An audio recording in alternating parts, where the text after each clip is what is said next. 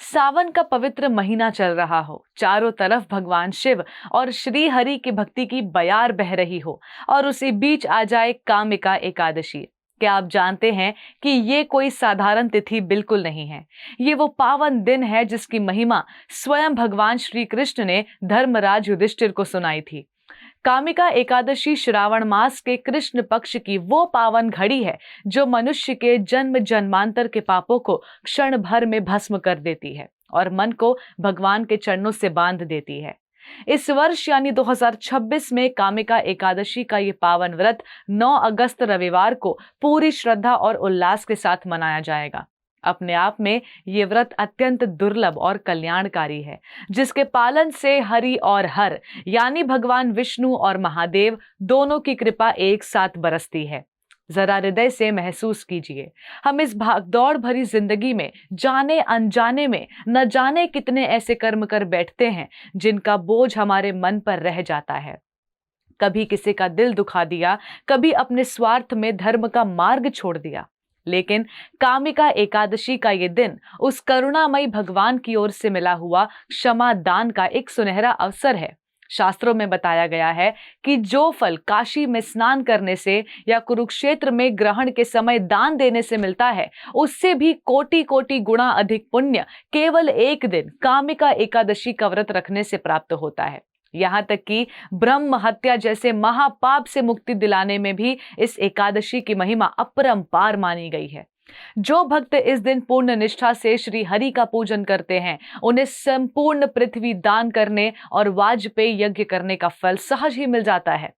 कामिका एकादशी की कथा हमें सिखाती है कि भगवान केवल बाहरी दिखावे के भूखे नहीं हैं, वे तो केवल सच्चे भाव के भूखे हैं। एक पौराणिक कथा आती है कि एक क्रोधी व्यक्ति के हाथों अनजाने में एक ब्राह्मण की मृत्यु हो गई। जब उसे अपनी भूल का पछतावा हुआ तो उसने प्रायश्चित करना चाहा, लेकिन समाज ने उसे नकार दिया। तब एक ऋषि ने उसे करुणामयी भाव से कामिका एकादशी का व्रत करने की सलाह दी।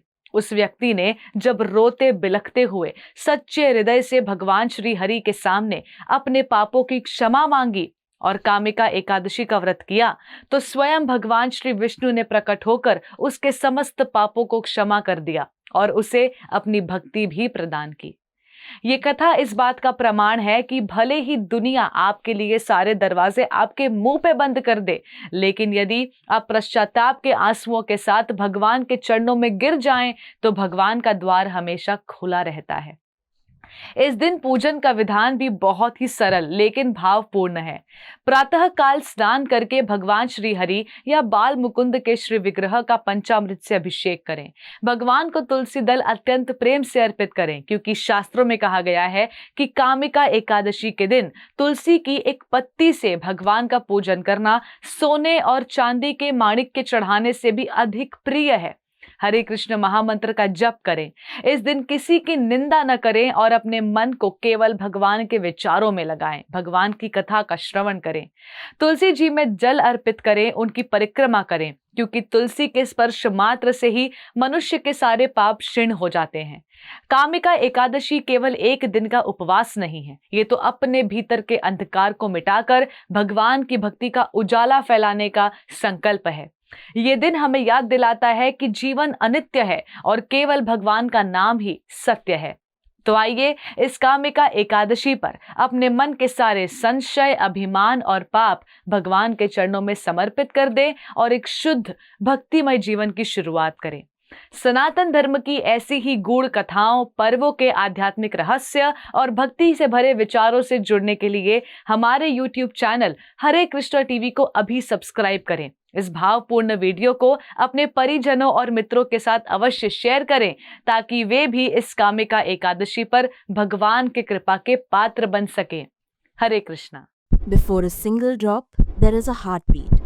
At Haribol, that heartbeat is never traded for milk. Every cow and bull lives protected lifelong. This is ahimsa. This is kindness. This is devotion. Switch to Haribol Ahimsa A2 milk. ऐसे ही और भक्तिमय कार्यक्रमों के लिए देखिए हरे Krishna television. और इसे प्राप्त करने के लिए आप अपने केबल अथवा DTH ऑपरेटर से संपर्क करें तथा और अधिक जानकारी के लिए आज ही डायल करें 7666 839 839।